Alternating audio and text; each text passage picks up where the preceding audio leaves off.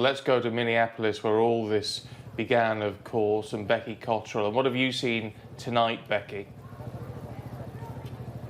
Well, it's felt really different here tonight. There have been people out on the street, protesters, and people here. This is a memorial for George Floyd. People laying flowers outside of the spot where he died. But we haven't seen the widespread looting and violence that we've seen in previous nights. And that's mainly down to the fact that the police were out. They were extremely visible. And we heard from the governor earlier, who said he was also fully mobilising the National Guard here. Now, we were out at 8 p.m. when that curfew began, and we really began to feel the mood change.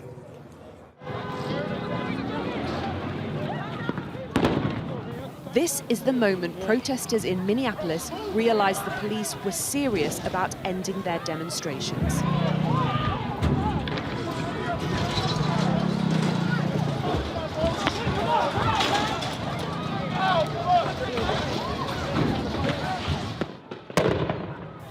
After several nights of chaos in the city, the authorities had decided that the community's pain couldn't lead to violence again. It all started with a sit-in outside the police station. Most people's intentions seemed to be peaceful, but their presence was unwelcome.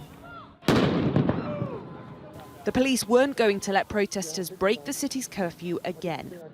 So at the moment there's a standoff between the police and the protesters. The protesters were outside the police precinct down the road. The police have been moving slowly forwards to try and push the protesters back. They've been firing tear gas as they've been going. But at the moment there's been no direct clashes. There is a curfew in place and they said the police would be out tonight. Why did you come out in spite of that? Because I want to make a change. I want to make a change for my people, because too long that this has been going on and things need to change around everywhere, because nothing's going to change if we keep talking, obviously, or keep posting something on social media. So that's it.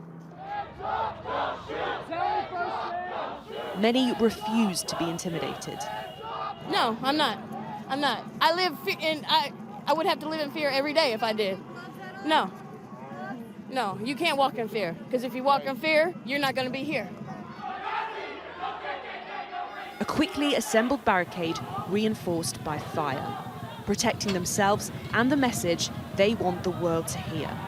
George Floyd, for my community, for my people. I love my community, and these people need someone to stand for them. We all got to stand together. What does it mean to you to be out here on the streets tonight? It's starting a revolution right now. We're going to change everything. That's how I feel.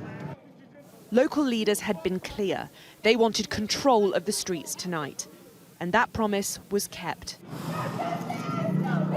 But the police had to be seen to be restrained. And in the city that is leading these nationwide protests, another night of tension and conflict.